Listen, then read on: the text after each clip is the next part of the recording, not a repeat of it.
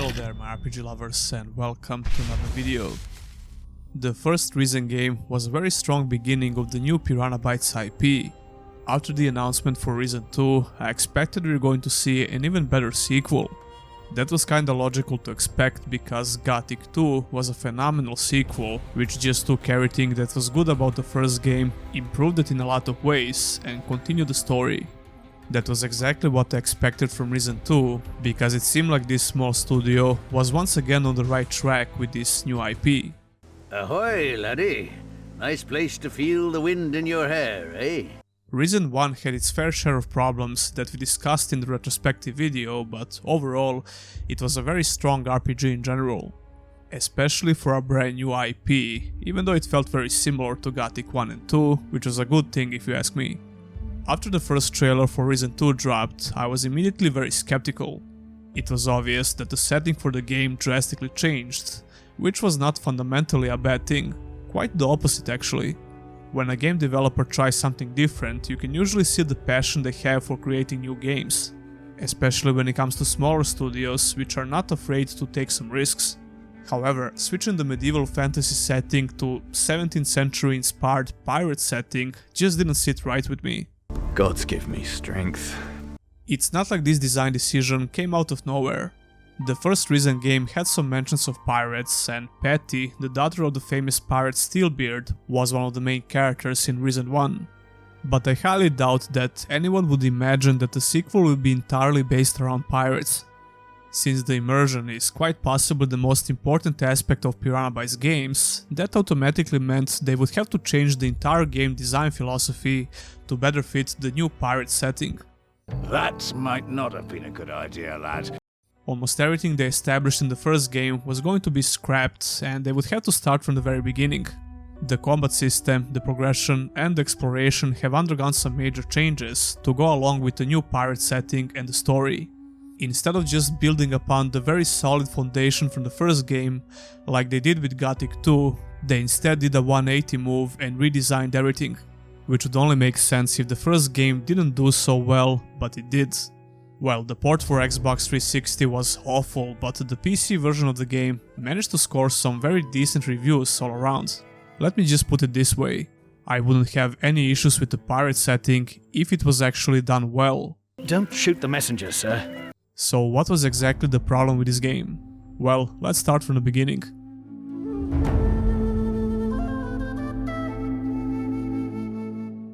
It doesn't take long to notice some improvements when it comes to visuals compared to the first game. The major improvement will be the quality of character models. They are substantially more detailed compared to the first game, and I was generally surprised with the number of unique looking characters in the game. There are still clones of some less important characters like regular NPCs or blacksmiths, just like in the first game. But it's nowhere near as bad as in Risen 1. Risen 2 managed to create some very memorable characters, and only partly because of the higher graphical fidelity, but we'll get to that. The second improvement I like when it comes to how the game looks is the absence of that yellow/brownish filter which made the first game look worse than it should be. The color palette in Risen 2 is very pleasant for the eyes. Unfortunately, that's pretty much everything positive I have to say about the graphics. The game world in Risen 2 looks extremely generic, especially for Piranha Bytes standards. Risen 2 has by far the most uninspired game world that Piranha Bytes ever made. Splitting the game world into multiple islands makes sense from the story perspective, but this ended up being one of the weakest features in the game. There is barely anything unique about these islands, all of them look very similar, except for some major points on the map. Yeah, points. Risen 2 doesn't have any major places like the monastery or the harbor town from the first game. Technically, it has a lot more populated places compared to Risen 1, but this is the school example of quantity over quality. The visual variety is extremely poor in this game. Exploring the wilderness of each and every island in the game looks and feels almost identical. There are some exceptions here and there, but even those exceptions are not noteworthy, they just look different, not better. They are still boring and uninspired. Before we dig deeper in the game world and exploration, I want to start talking about the story first. So the High Council has finally decided on the evacuation issue? Not yet. They want us to explore the New World more before we abandon Caldera. Bloody fools! It took me a while to realize that we're actually playing as the same protagonist from the first game.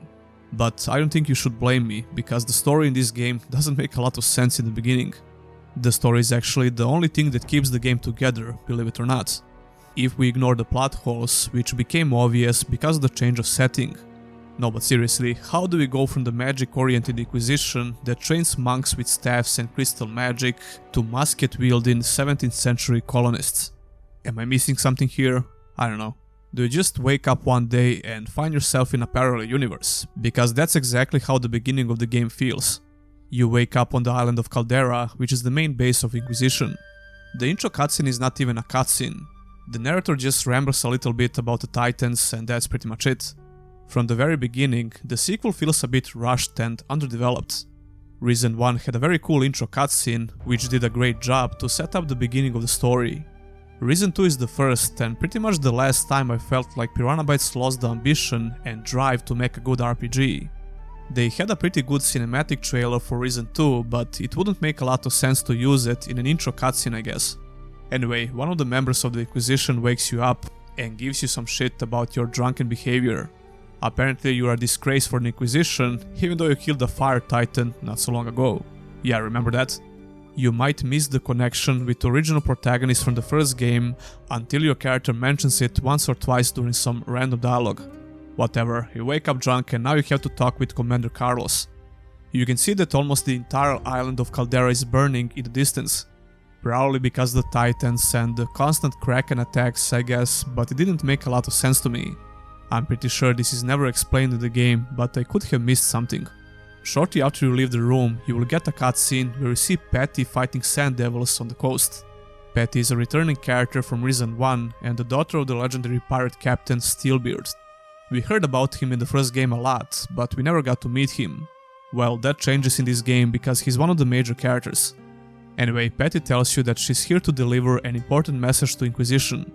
There is an abrupt cut in this dialogue scene and you immediately start talking with Carlos. Once again, it feels weird and rushed.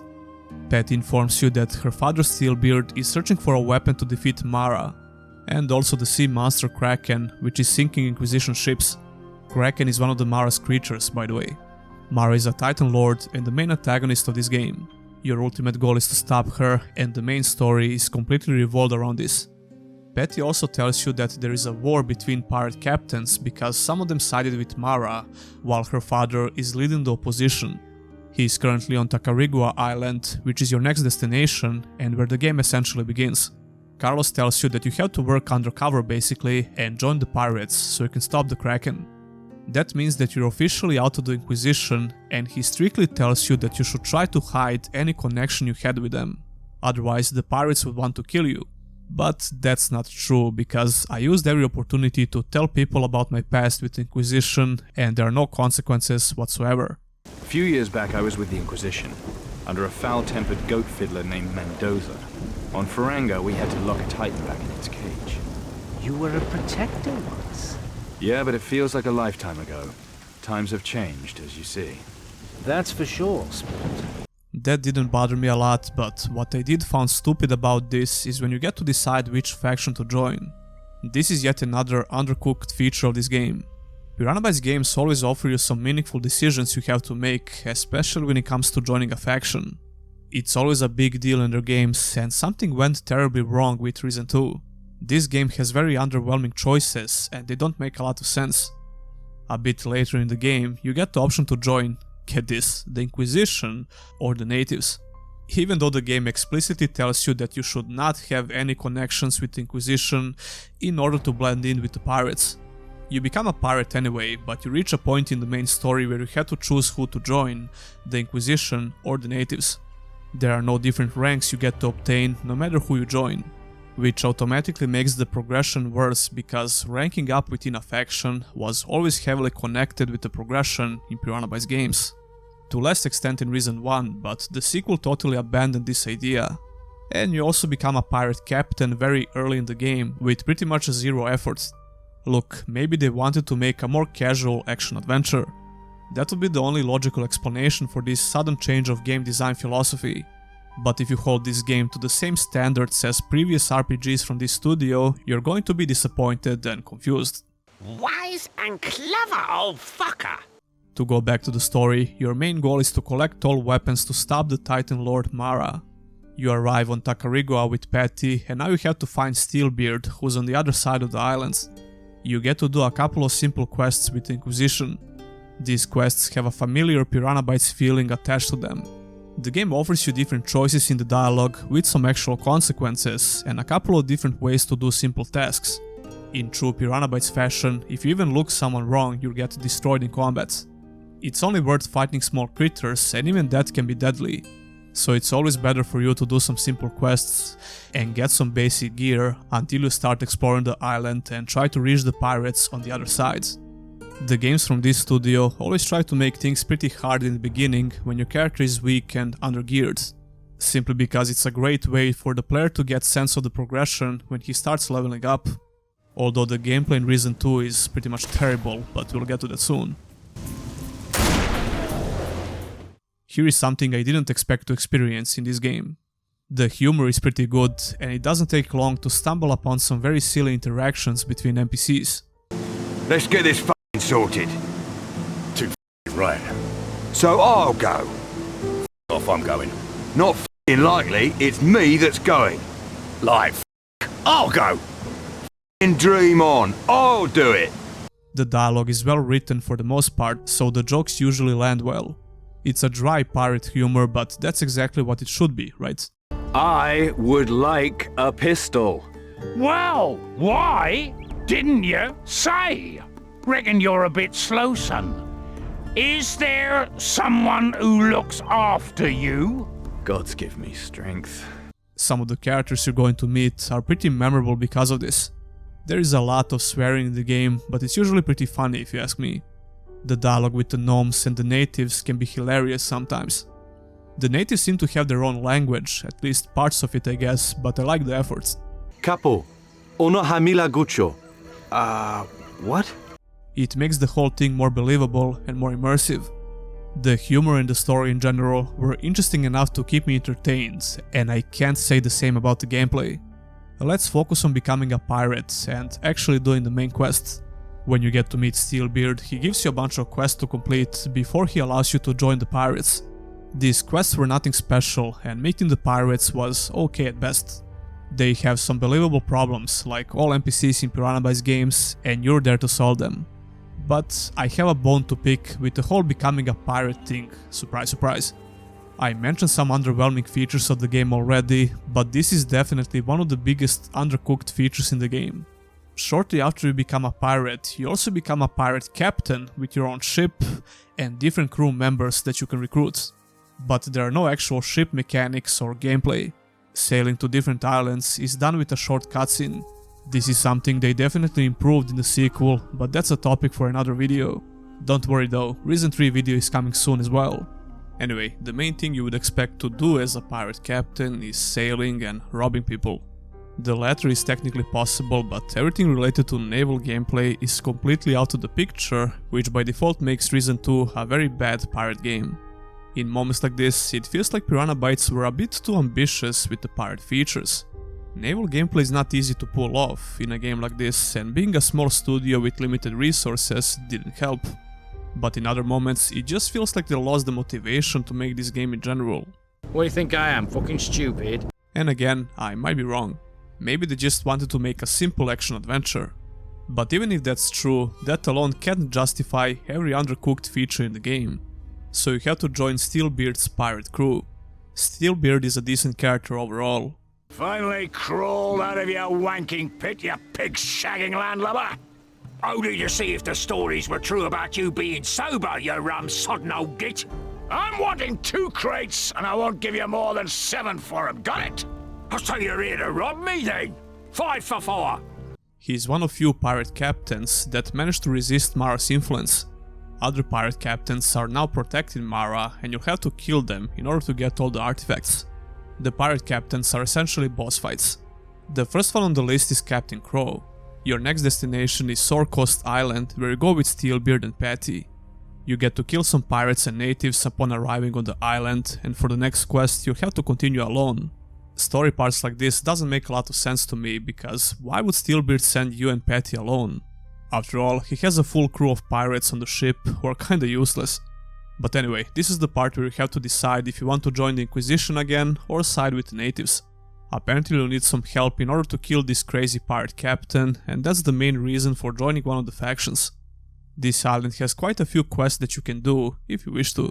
I did some of the optional quests and once again I did enjoy them, but I never want to replay them, or this game in general, as a matter of fact. Quite the joker, aren't you? I decided to join the Inquisition again since I wanted to use muskets and shotguns. The range gameplay is slightly more enjoyable, so that was probably the main reason for that decision. Now, the natives offer you a totally different approach to the gameplay with voodoo magic. I can only speculate about this because I've never done a playthrough with the natives and I don't want to. But I wouldn't be surprised if the voodoo magic is the best way to experience the game, although that's not saying much since the problem with the gameplay is on the fundamental level. Other than that, your choice of joining a faction doesn't really matter a lot and you'll soon get to forget it ever happened. You're going to interact with people from both factions regardless of your choice. The Inquisition on Sword Coast Island has a couple of memorable quests, like breaking one of the pirates from the prison with canyons. I didn't hate the quest here, but once again, very mediocre in general. This is one of the side effects of trying to have multiple small islands instead of one big island. It's much easier to create depth when you have one or two big locations like in Reason 1. Anyway, you gather the firing squad and it's time to face the first boss of the game. I'm guessing that if you side with the natives, this will be the same. You would only bring some native warriors with you. The boss fight was okay for Piranha Bytes standards, but kinda bad in general, to be honest. I will talk more about boss fights in the gameplay section. The harpoon you get for killing Captain Crow is one of 4 artifacts you need for killing Mara. You will need to get 3 more, so your next goal is obviously to collect the rest of them. Once you bring the good news about the first artifact you found to Inquisition, they want you to give them the harpoon because of the High Council orders. The people from High Council are pulling the strings when it comes to all important political matters in the world. But those rules don't apply to the mighty pirate captain, and this is also one of the turning points. It's the part where you get to assemble your pirate crew and get a pirate ship, simply because you don't agree with High Council. I keep forgetting to talk about Patty a little bit. You will have some companions in this game that you can bring with you at all times. I chose to stick with Patty because she's the most developed character in general. And no, I don't think that kind of development. You perv. Well, not until Reason 3 at least, when we can see, even bigger developments. Now where was I? Oh yeah, the pirate captain thing. Like I mentioned before, being a pirate or a pirate captain really doesn't mean anything in this game. I mean, yeah, you have some people on your boat that can be helpful at times and you can choose a follower. Patty, and I'm assuming all other followers, have unique dialogue lines in different situations and when talking to other NPCs. This was the first time that Piranha Bytes introduced such a feature. Give up, this one's no help. Nice try though, mate, nice try. But there is one very obvious flaw with this new feature. The characters you're talking with will never acknowledge the existence of your follower, even when they say something to their face. Except in one particular situation, I guess. A pirate? You got balls walking in here? And who's this? Your bit on the side? Oh dear. Excuse me? She's my helmsman. A woman on the helm? Now I've heard it all. That was only the case in Reason 2. Reason 3 and both Elex games have a much more developed interactions between your followers and NPCs you talk with. But putting that aside, I like the idea of having a companion at your side, and if you don't, you can always choose to leave them on the boat. I mean ship. Whatever. It's a shitty ship anyway. Patty suggests to go back to Caldera and inform Carlos that Sebastian tried to take the harpoon from you. Sebastian is the commander of the Inquisition on the Sword Coast Islands. But I wanted to go on Antigua Island first, just because. Antigua is the headquarters of pirates, I guess. Admiral Alvarez is the old pirate who is in charge of this place, and he's a very traditional pirate. There is a thing called the Pirate Creed, which is essentially a set of moral rules that pirates should abide by. In other words, Alvarez is an old boomer who is pissed off that things are not the same anymore when it comes to how pirates behave. Shit happens. Shit like you couldn't imagine, my boy. You overhear a conversation with Alvarez and Slane, another pirate, an important character for the main story. Slane apparently has one of 4 magical artifacts and he didn't go crazy like other pirate captains. He's actually a wannabe pirate captain, according to Alvarez. Now, I will try to avoid all major spoilers, and I'll leave that for the spoiler section near the end of the video.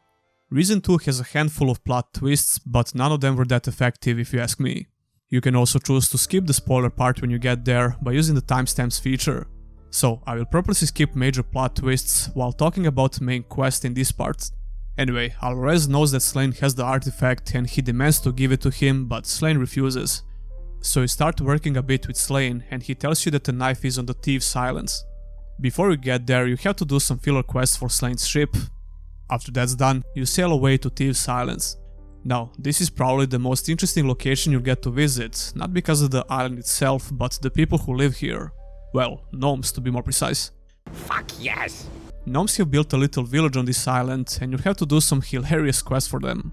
Hilarious because of how they speak, the quests are pretty simple though. You even get one of them as a crew member, which is pretty cool. Gnomes are just NPCs you get to kill a lot in the first Risen game. It's nice to see them get some more character development in the sequels. My time spent on Thieves' Island was one of the highlights of this playthrough. It was not amazing, but a good change of pace, and it broke the monotony a little bit. After that was done, I went back to Caldera, the starting area of the game. But this time around you have the access for the full city. You have a little chat with Commander Carlos and update him about what happened so far. The High Council decided to sign a treaty with Mara if they handle her all the magical artifacts that can be used to defeat her. I'm assuming the leaders of the High Council are imbeciles, because that sounds extremely stupid. Yeah, let's just give her all the items that can actually kill her, she will most definitely spare us. This opens up a lot more quests you'll have to do in order to collect all the artifacts. But first you'll need to find some clues about Captain Garcia, who went to the same place as Corrientes, another commander of the Inquisition. Corrientes is one of the main people who get to make decisions in the High Council as well. Before you can go after Captain Garcia, you'll need to find some clues about his location in Caldera. This place kinda looks cool, but it's really boring to explore, and it's just a means to an end. You can do some boring side quests here, but even this part of the main quest is very boring because it's just one piece of information. The location is totally underused. We can say the same about many similar locations. Most of them fail to feel immersive, like the majority of locations in Piranha Bytes games. Anyway, you find out that Garcia and Corrientes are in Maracas Bay, so that's your next destination. Maracas Bay is a slightly more interesting location to explore. You'll interact with the natives and the Inquisition here, and of course you can take some side quests to do here as well. But your main goal is to find Garcia and his artifacts. When you meet up with Corrientes, who sided with the natives of the island, he tells you that he's searching for the Fire Temple. More specifically, he's searching for the entrance. He will tell you how to get past the fire door if you find the entrance. Many quests in Risen 2 have quest markers, but only when it makes sense. You know nothing about the location of the Fire Temple, so there is no quest marker. You will have to explore the island and find it yourself. It's a decent system, which they used in Risen 1 as well. Finding what you're looking for in Risen 2 is very easy, since all of these islands have very narrow paths, it's hard to miss something. This part of the story has possibly the best plot twist, but that's not saying much. I said before that all plot twists were not that effective, and this one is just slightly better. It turns out Garcia buried his artifact on Antigua, behind the door, which requires a secret password. All hail Garcia. Yeah, that's the actual password. I skipped a couple of parts where we get to obtain the rest of the artifacts because of the spoilers obviously, but like I said, we'll get to that in the spoiler section. Now you finally have all the artifacts and you're ready to face Mara. Alvarez tells you that you need to find the location of the Water Temple because Mara retreated there. But in order to find this location, you will need to visit the Island of the Dead and find a way to enter the underworld. This is definitely the most interesting part of the main story, and you will learn the history behind magical artifacts that you collected through the entire game. It's connected to the natives that you'll meet in the underworld. Each artifact was in a possession of a different native, and they were cursed by Mara for betraying her. Their souls are left to wander in the underworld, so you'll need to save them by doing a simple quest for them. The events in the underworld foreshadows one of the major features in Risen 3. This place also has a quest for Bones, who becomes your main companion in Risen 3. So if you're going to play all Risen games, it's a cool connection between them, which you can probably appreciate. When you finally learn about the location of the Water Temple, you and your crew get ready to sail again. There is a fight with the Kraken, which is just a simple minigame basically, it's almost not even worth mentioning. The Water Temple looks pretty damn cool, but once again, it feels very underdeveloped. You would think you would need to do some serious dungeon crawling to get to Mara. I mean, look at this place. And speaking of dungeon crawling, I had some high praises for the first Risen game. Risen 1 still has the best dungeon crawling out of all Piranha Bytes games if you ask me. The underdeveloped nature of Risen 2 heavily affected this aspect of the game as well. As soon as you step in the temple, you get to fight Mara. You'll have some strong monsters to fight before that, which is pretty easy because your crew is helping you out. The fight with Mara is hands down the best boss fight in the game, but that's not saying much, it's still pretty bad. You kill her, and that will pretty much conclude the story of Risen 2. Ha! There's a good story there. I think it's pretty decent in general, and it has some memorable characters. The dialogue is well written for the most part, and voice acting is quite solid. It was a much more straightforward and linear story, which some people might prefer, but it's being held down by pretty much everything else in the game. This story would be much more enjoyable if the gameplay was able to support it properly. I will only remember a couple of things from the story of Risen 2 and some of the characters it introduced. To put it simply, I don't want to replay this game anytime soon. Which finally brings us to the gameplay.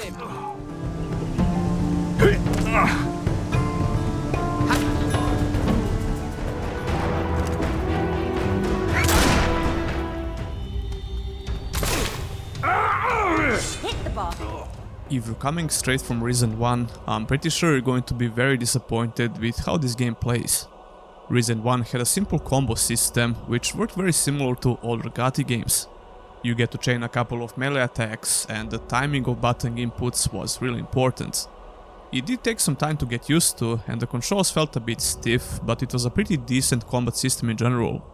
Risen 2 kept some of that design philosophy, I guess, but the melee combat feels way worse for a couple of reasons.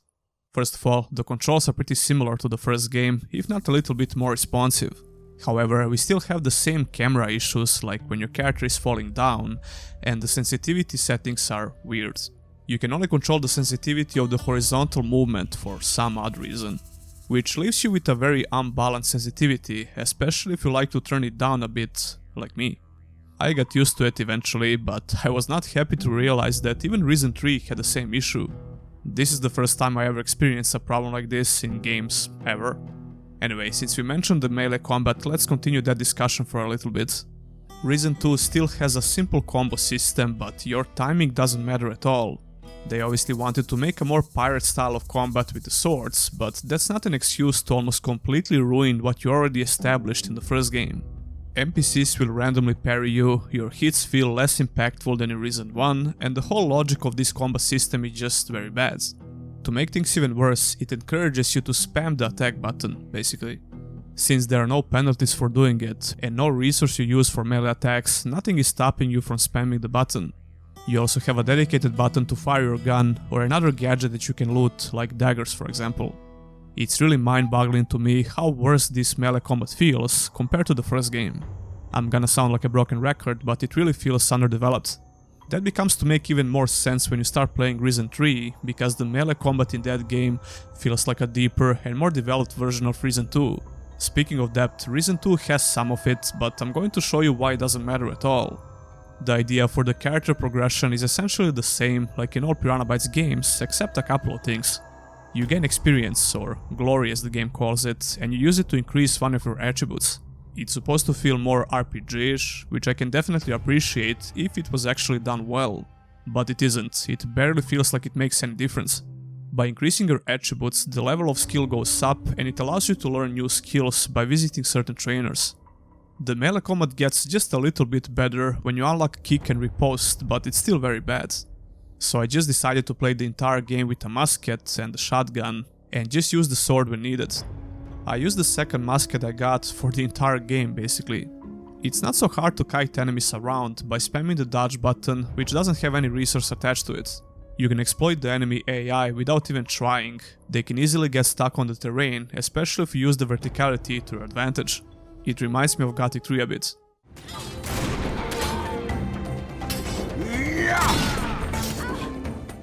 Risen 1 had some of that, but the pathfinding for AI was much better, so it didn't happen that often, and it was harder to run away from the fights. In Risen 2, I just mag dump every single enemy in the game. This is something that Piranha Bytes improved quite a bit with their newer games. Almost all enemy in Elex games have some sort of a ranged attack, which prevents you to cheese the fights. Let me just demonstrate how bad some of these fights were.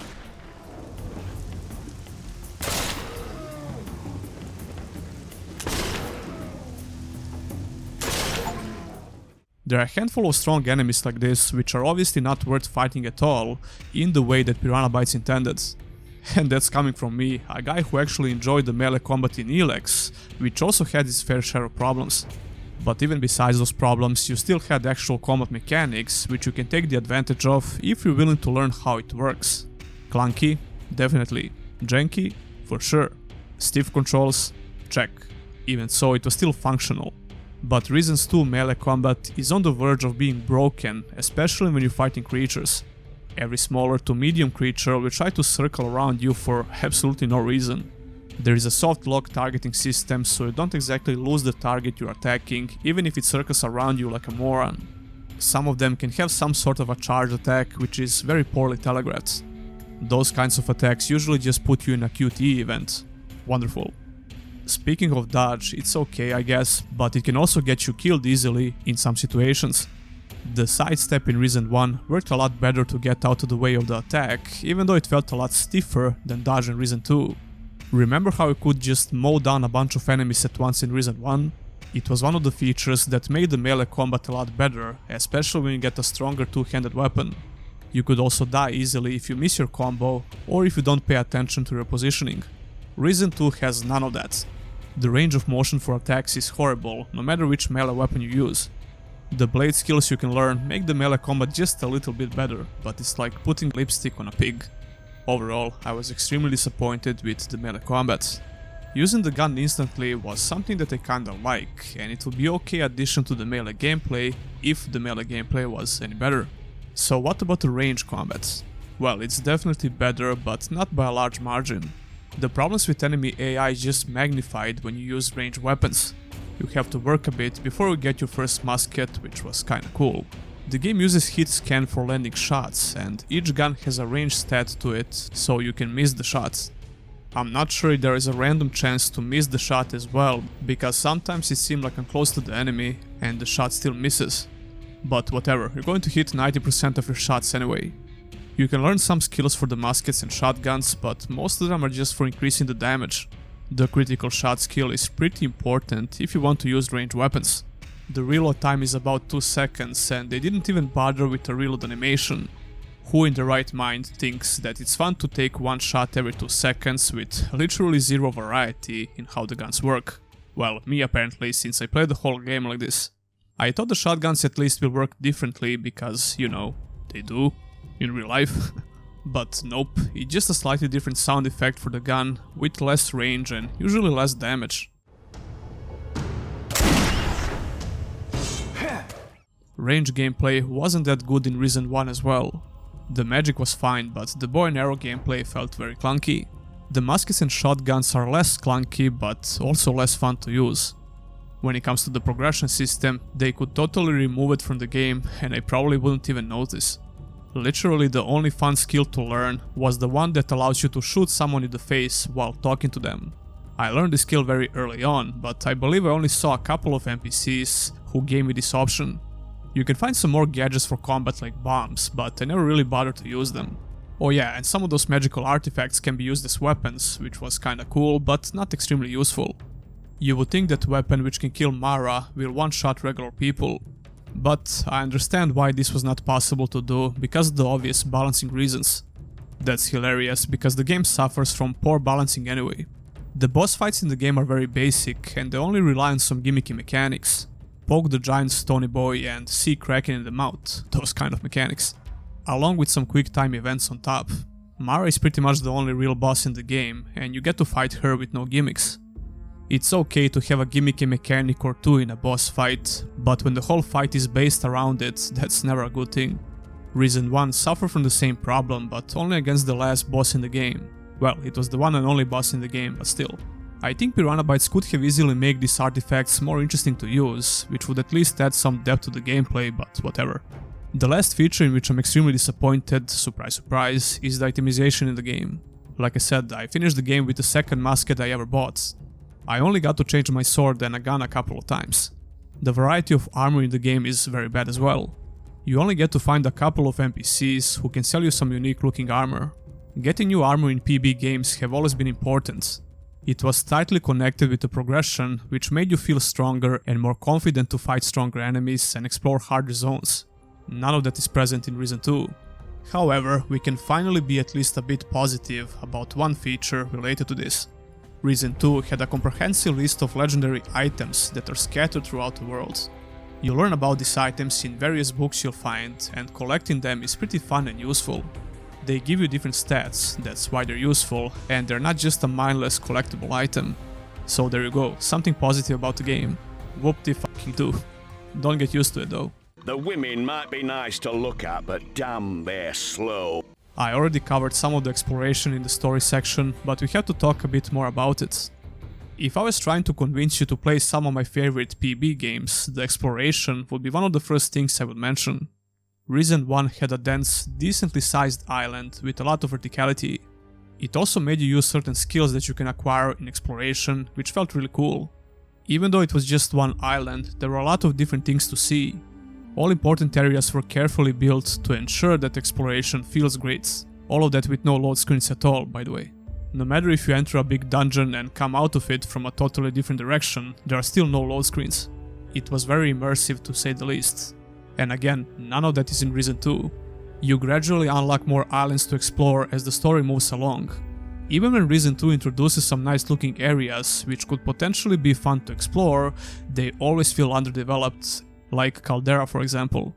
When I unlocked the city, I thought I'm finally going to see an interesting area to explore, but nope. Same goes with pretty much every other major location. And again, some of them look cool, but all of them offer a very shallow exploration experience. The wilderness of pretty much all islands in the game feel copy and pasted. They just move some of the assets here and there, which makes them feel sameish. All of these islands have just a few narrow roads that you can take, so there isn't much to explore anyway. Sometimes you'll stumble upon a cliff that you can climb for some loot that can be useful, but it can also be a waste of time and not rewarding at all. Overall, it's the worst exploration experience from a Piranha Bytes game. Like I mentioned before, Risen 2 has a couple of plot twists, but none of them were that effective, to be honest. The first major plot twist is when Steelbeard gets killed by Mara, which happens not so long after you start doing the main quest. I really didn't care that much, because you don't spend a lot of time with this character. He's probably the best character in Risen 2, if I think about it. Well voice acted, good dialogue in general, but they decided to kill him off really fast, so whatever. You get to see him again for the final quest, because he's the one who tells you the location of the water temple. It was a cool scene with the ghost ship. The second plot twist was extremely obvious and very stupid. Captain Slane betrays you on the Thieves' Island by telling you to fetch the sacrificial knight while he's waiting at the entrance of the cave.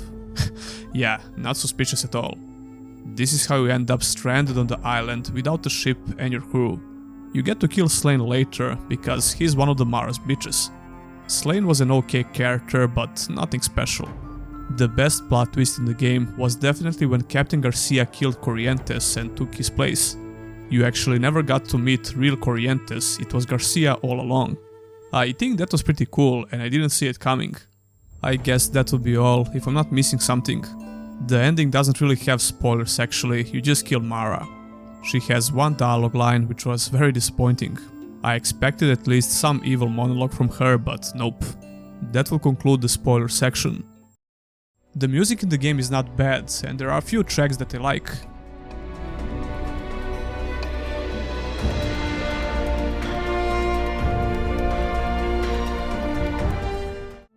But the soundtrack is very forgettable, especially compared to the soundtrack in Risen 1, which was amazing. I used that soundtrack for many videos that I did, and for writing scripts. So yeah, not bad, but not that good either. The voice acting was surprisingly pretty decent in general. That's for me to worry about. Just take me to Tacarigua. That's your best man. Does the High Council know about this? No, and there's no reason they need to. Let them take forever coming to a decision. We need to act now. Nothing outstanding or anything, but very decent, especially for a AA RPG. You have pirates that talk very specifically, natives that have their own language, kinda, and gnomes that are just gnomes. Fuck yes! I enjoyed the voice acting and talking to NPCs in general, which can't be said the same about the sound effects. Combat sound effects are mediocre at best, or plain stupid in some cases. The environmental sound effects are very bland as well. Not a lot to say about this.